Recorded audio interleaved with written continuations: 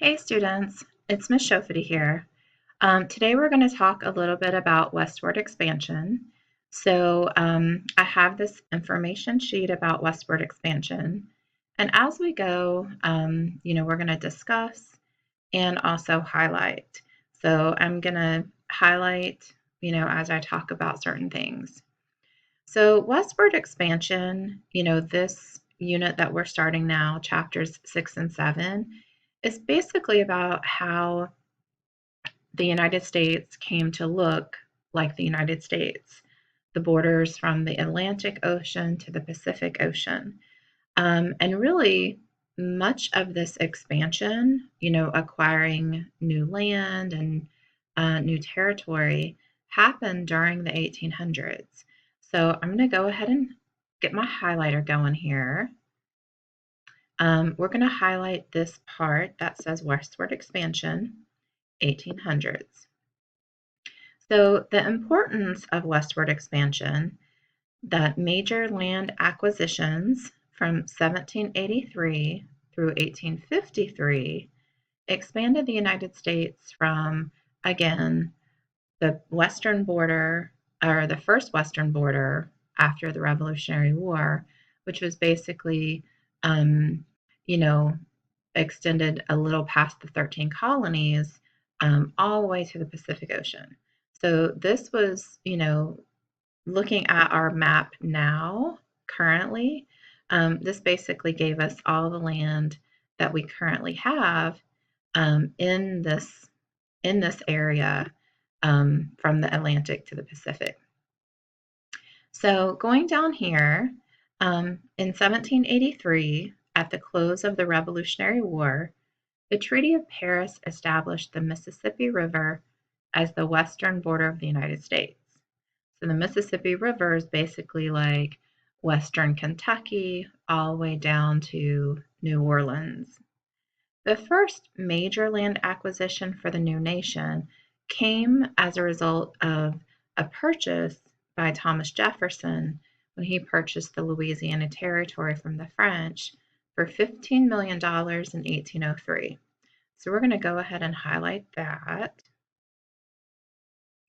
That's a really important piece of this, and actually, was sort of discussed in, chapter 5.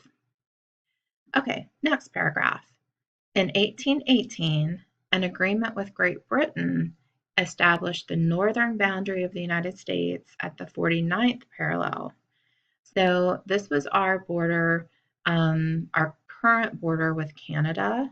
So if we were to look on a map, this established parts of present-day South Dakota, Minnesota, North Dakota, all became American territory. And then 1819, President James Monroe purchased Florida from Spain at a cost of $5 million as part of a treaty with Spain. So we're going to go ahead and highlight that as well. So before this, Florida was obviously a Spanish territory. And it's been a while since we talked about that, but we did kind of mention that when we were talking about the 13 colonies. And Georgia sort of acted, as kind of a buffer colony with Spanish Florida. Okay, so next paragraph. In 1845, John O'Sullivan, editor of the Democratic Review, wrote that it was the manifest destiny of the United States to control all of the land area between the Atlantic Ocean and the Pacific Ocean. By 1853, it did.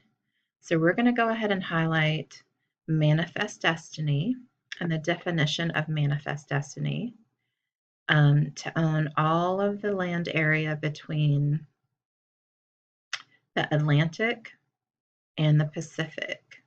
See if I can get my highlighter.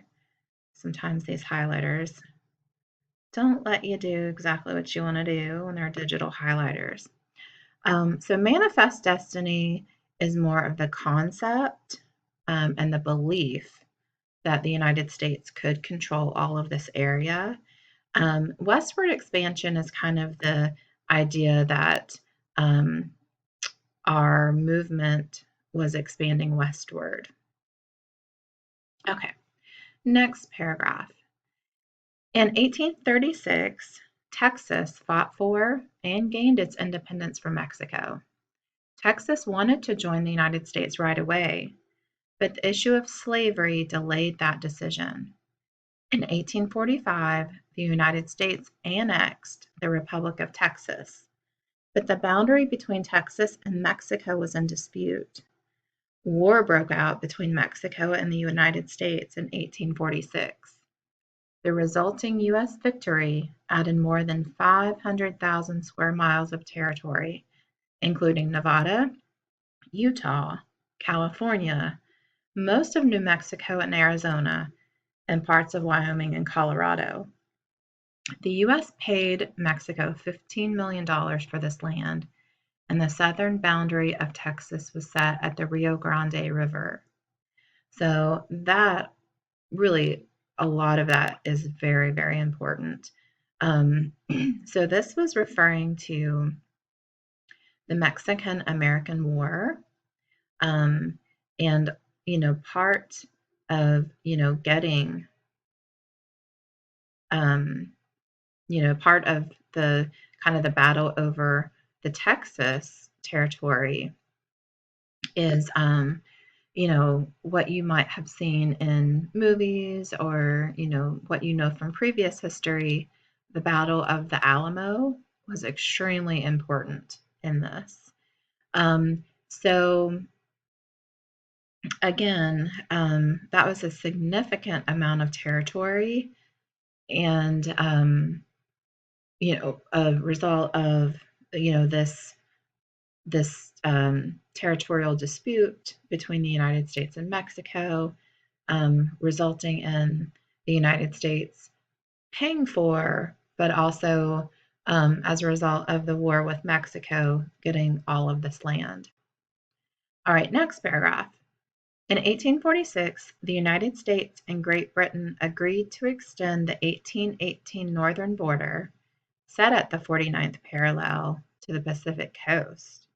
So this added the areas now known as Oregon, Washington, Idaho, and parts of Montana and Wyoming. So I'm going to go ahead and highlight that.